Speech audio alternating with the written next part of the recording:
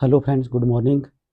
मैं वीरेंद्र कुमार आपका फिर से स्वागत करता हूं अपने यूट्यूब चैनल पर लीगली बिगल पर। तो फ्रेंड्स, हम डिस्कस कर रहे थे भारतीय न्याय संहिता। जो आज का हमारा टॉपिक एंड सेक्शन है, जो दैट इज सेक्शन 32 भारतीय न्याय संहिता एंड सेक्शन 94 आईपीसी। आईपीसी तो अब रिपील्ड हो चुकी है, जैसा कि आप जानते हैं। तो देखते हैं सेक्शन 32 क्या कहता है। Act to which a person is compelled by threats. Act to which, जिसके लिए मजबूर किया जाता है बंदे को धमकी के द्वारा। तो देखते हैं किस तरह की धमकी है। Except murder and offences against the state punishable with death. Nothing is an offence which is done by a person who is compelled to do it by threats which at the time of doing it reasonably cause the apprehension that instant death to that person will otherwise be the consequence।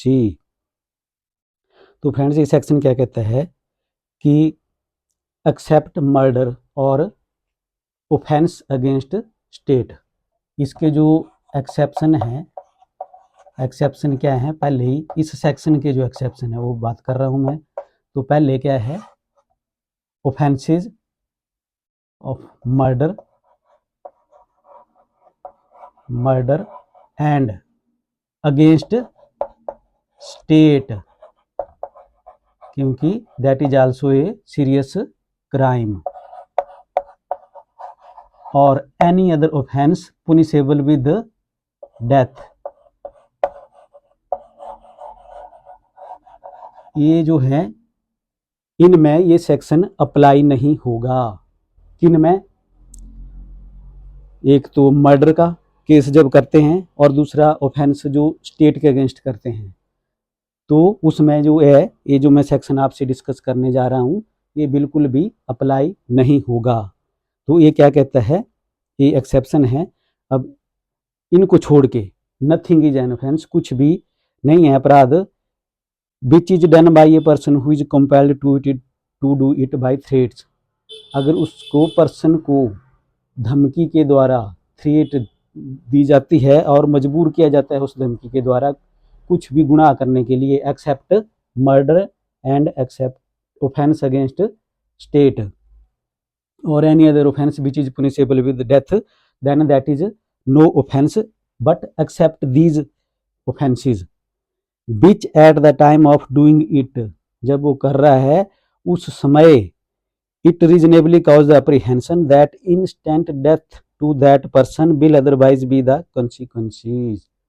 मतलब उसको इस तरह की धमकी दी जाती है और constraint में है और अंडर इम्प्रेशन है कि उसकी मृत्यु होगी अगर ये वो कार्य नहीं करता है। तो जैसे किसी को ग्रीवियस हर्ट करना, या किसी को चोट पहुंचाना, या कोई चोरी करना, ये सारे ऑफेंस जो है वो इसके अंडर कवर हैं। पर वो होना चाहिए थ्रेट के अंडर, इस तरह की थ्रेट होनी चाहिए उसको उसकी लाइफ के लिए, कि उसकी हत्या हो सकती है, उसका मर्डर हो सकता है। अगर ये वो काम नहीं करता है, ऑफेंस नहीं करता है, तो उसको मार दिया जाएगा। ये impression eight the time of doing that act must be in his mind. अब फर्दर प्रोविजो है इसमें, provided that the person doing the act not is his own accord or from a reasonable apprehension of harm to himself short of instant death place himself in the situation by which he became subject to such constraint। मतलब कि जो बंदा है वो जानबूझ के इस तरह नहीं गया होना चाहिए, अपने आप को नहीं फंसाया होना चाहिए उसने जानबूझ के, कि जो उसको कॉन्स्ट्रेंट में है, जो उसको एप्रीहेंशन हो गया फिर डेथ का, तो उस तरह की सिचुएशन वो खुद नहीं उसने क्रिएट की होनी चाहिए, और खुद के ऑन उसके जो बिहेव है उससे नहीं उत्पन्न हुई होनी चाहिए, तभी इस सेक्शन का बेनिफिट मिल पाएगा। मतलब, और from A reasonable apprehension of sort of instant death, अपने आप उसने नहीं उसको वहाँ पहुँचाना चाहिए उस सिचुएशन में, कि उसके पास अगर कोई ऑप्शन नहीं है, या तो उसको मार दिया जाएगा या वो ऑफेंस कमिट करे। उस सिचुएशन में वो अपने आप नहीं, वो अपने को ले गया होना चाहिए, ये है इसका मतलब। तो इसमें जो सेक्शन 32 है, इसको एक्सप्लेन भी किया हुआ है एक्सप्लेनेशन में। तो एक्सप्लेनेशन 1 क्या कहती है, आइए देखते हैं एक्सप्लेनेशन 1 ऑफ दिस सेक्शन क्या बोलती है। A person who of his own accord और by reason of threat of being beaten joins a gang of dacoit. अब ये क्या करता है, ए पर्सन अपने आप डकैत का जो गैंग है उसको ज्वाइन कर लेता है अपने आप, on his own accord, on his own accord अपने आप, और कोई छोटी मोटी धमकी के कि उसको पिटाई कर दी जाएगी अगर तू जो गैंग है डकैत का उसको ज्वाइन नहीं करता है, तो वो क्या करता है, उसको ज्वाइन कर लेता है। नोइंग देयर करेक्टर, उसको पता भी है कि ये जो है डकैतों का गैंग है, तो उसको ज्वाइन कर लेता है। Is not entitled to the benefit of this exception on the ground of his having been compelled by his associates to do anything that is an offence by law. मतलब उसके जब उसने ज्वाइन कर लिया उसके बाद जो उसको एसोसिएट है उसको फोर्स करते हैं कि तू ये चीज़ उठा, ये डकैती कर, ये ऐसा कर, वो कर देता है, तो उसको इस सेक्शन का बेनिफिट अवेलेबल नहीं है थ्रेट का। क्यों? क्योंकि उसने गैंग जो है वो अपनी इच्छा से ज्वाइन किया हुआ है या छोटी मोटी धमकी से ज्वाइन किया हुआ है, वो उससे बच सकता था, अपने आप को बचा सकता था, लेकिन उसने जानबूझ के उसको ज्वाइन किया हुआ है, तो उसको इसका फ़ायदा नहीं मिलेगा। इसलिए नहीं मिलेगा क्योंकि उसने जानबूझ के बिल्कुल। अब सेकंड जो एक्सप्लेनेशन है वो क्या कहती है, a person seized by a gang of dacoit. A person seized, इसमें जो है वो पर्सन जो है उसको डकैत के गैंग ने जो है फोर्सिबली सीज कर लिया है।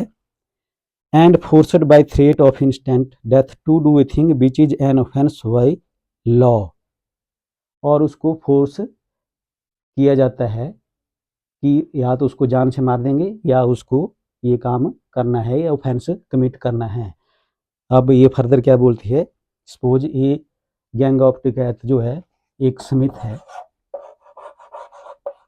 स्मिथ आप समझ गए होने, लोहार है जो लोहे लाए का काम करते हैं, तो उसको गैंग ऑफ डकैत ने कब्जे में ले लिया, मतलब सीज कर लिया, और उसको फोर्स किया कि अपने टूल से किसी के घर का ताला तोड़े।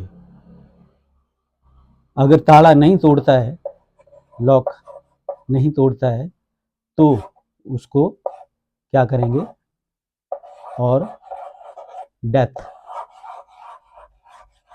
उसकी मृत्यु हो जाएगी, उसको मार देंगे, डेथ, मर्डर कर देंगे उसका, या तो उसको लॉक तोड़ना है घर का या उसका मर्डर कर दिया जाएगा। तो यहाँ क्या है, इसका जो एक्ट है ना स्मिथ का लोहार का, वो जस्टिफाइड है एज पर दिस सेक्शन, क्योंकि he is under threat of life, तो इसका जो एक्ट है इसमें बिल्कुल जस्टिफाइड है।